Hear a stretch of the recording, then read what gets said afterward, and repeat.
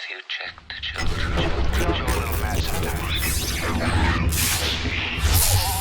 Hi, I'm Chucky. Wanna play? Sometimes that is better. You're gonna need a bigger boat. What's up, everyone? Welcome back to the horror show. I'm Cecil, Laird. I'm Rolo. And Jaime and Fuego here. And we are here to do a Patron-requested review from Sam Glass, friend of the show, who requested the Cronenberg classic, which I've had in my to-watch pile forever. I had never seen it before this watch-through for this review, and I am talking about Cronenberg's Videodrome.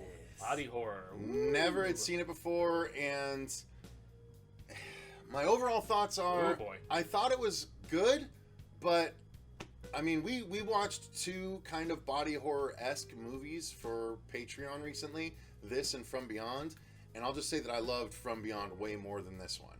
I thought this was interesting, but it wasn't as interesting. It was kind of gross. I didn't like the slit in James Woods' stomach where he could basically hide things. It's a mangina. Yeah, I wasn't a big fan of that. There were some things that I just didn't really get into in this, but I can see why it's such a classic, and for body horror it is really interesting, but the story wasn't nearly as captivating as I was hoping it would have been going into it. I agree with you on the story, just because you definitely have to pay a lot of attention to even the small details in the dialogue. Okay. And if you don't, you're going to miss certain points of what Videodrome was and everything like that. I like this movie. I've liked this as a kid, and mainly because of just the body horror grossness and everything. Mm-hmm. That always kind of got me. And upon the rewatch, it actually gave a little bit more relevancy on like today's media influence, which was I thought that was nice, and that held up pretty well. Other overall thoughts, though, I recommend this movie. I thoroughly enjoyed this. I'm a Cronenberg fan. I like James Woods. He's a great actor. Of course. Completely forgot Blondie was in this. Deborah Harry. Yeah. Showing her tatas. Yeah. Hey. No, overall thoughts, yes. Watch this movie. I thoroughly enjoyed it. Was it the best Cronenberg? No. Fuego? I guess I'm the dissenter here because I love this movie. Okay. I had not watched this since I was young, and I'll be fair, I did not really remember very much of it.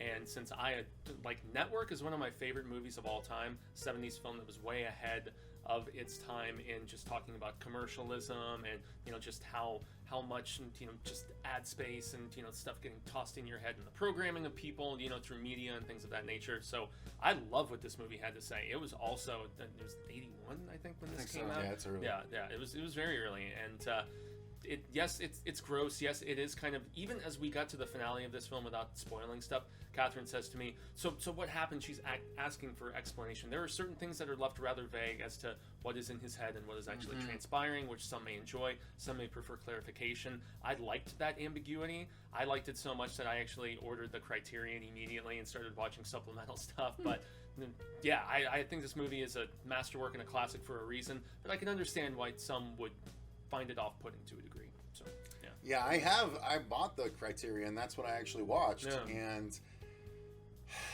it just didn't do it for me. It just didn't do it for me. Again, it's one I had never seen before. Neither was From Beyond, but From Beyond was just way more engaging, and they were both kind of similar in a way. But again, loving movies growing up in the VHS store, I did like Cronenberg's movie, but it's, if he only knew that VHSs would only have a pocket of about 15, 20 years worth of popularity. It does feel a little dated in that regard. Yeah, Yeah, what it's trying to say is one thing, and then what it embodies technologically, I guess, is a different thing. So, but it's definitely sleazier. Even though there's some sleaze in From Beyond, there's a different type of sleaze in this. Yeah, go ahead, hit the story then, Fuego. Yeah. So you've got James Woods, and he's this, TV executive for a smaller, presumed, basic cable kind of thing, but it's not an international, it's a regional, and it's based, I'm trying to remember if he's in New York or wherever, but doesn't, actually Toronto, I think, if I'm not mistaken, because of the fact that it's a Cronenberg film.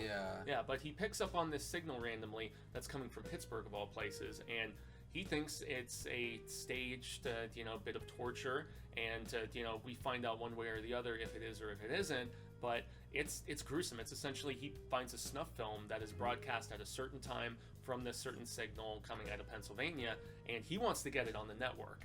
And he finds out as he starts digging deeper that there is all kinds of little intricacies and intertwinements of, you know, this possibly being something real, and also what more it signifies. And he has this love interest briefly in that TV interview that he does, where he starts hitting on the girl from Blondie, and you know, they have like a little fling, and then she disappears for a good chunk of the movie, saying she's gonna go and investigate some things as well. But yeah, really from there it turns into just the rising paranoia and just him going into these psychedelic freakouts. And since I loved psychedelic films, those bits are all really dope, and this would be something good for mushrooms or something of that nature. If you're into those sort of things, we don't necessarily condone them here, but it would definitely enhance the viewing experience here. But yeah, from there, then, as I said, it's the downward spiral of him just trying to keep a grip on his mental sanity. Trying to figure out what's real and what's not and everything. Yeah, that I definitely liked, especially with the backstory of how long everything was going on with him and whatnot when you finally got to it at the end. Because they kind of peel the layers back. They rush into all of this, Cecil has said a few times. Yeah. And acting-wise, you know, James Wood is a really strong person to, you know, hinge your movie on. So he's really entertaining, and I thought he did a good job. He plays a sleazeball well. Yeah, he plays a sleazeball But well. he's still likable to a point and everything, especially when he hits his arc and whatnot and starts realizing shit. Yeah, once his eyes are open, he starts almost becoming the villain the victim of what's going on, as opposed to the, you know, opportunist. Yep.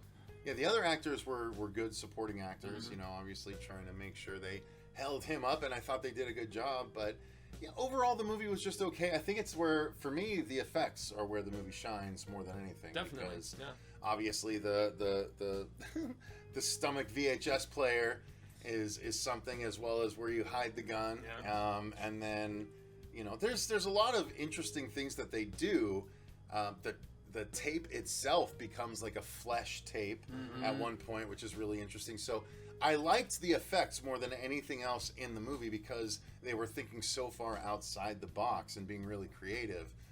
But it's just not enough to save the movie for me. Okay. Yeah, I can only imagine people seeing this in the early 80s. Though. Oh, yeah, no, exactly. Well, yeah, back in the day, But like, I'm not in the it was mind-blowing and everything. 40 years since I know. But still, though, the practical of what we get still holds up really well.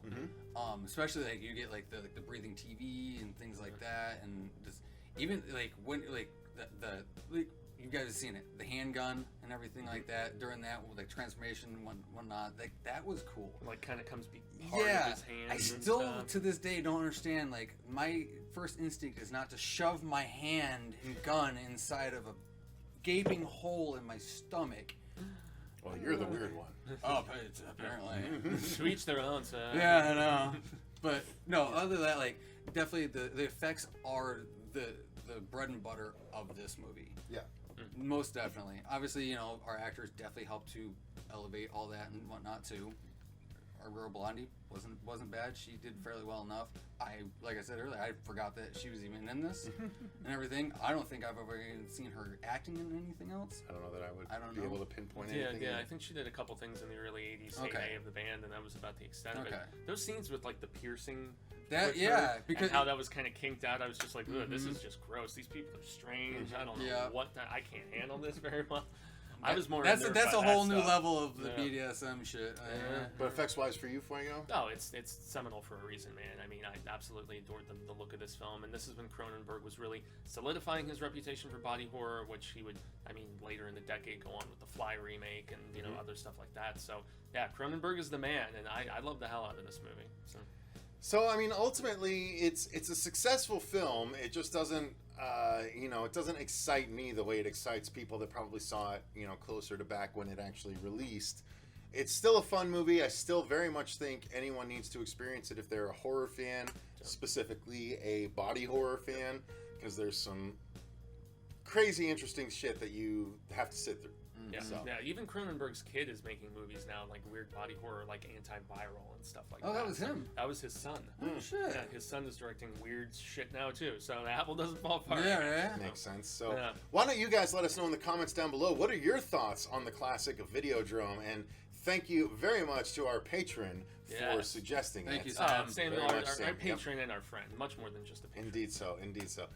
Thank you guys very much for watching. Let us know what your thoughts are in the comments down below. Until next time, though, I've been Cecil Laird. I'm Robert Duell. And gracias, I've been Jaime. Fuego! And remember, stay scared.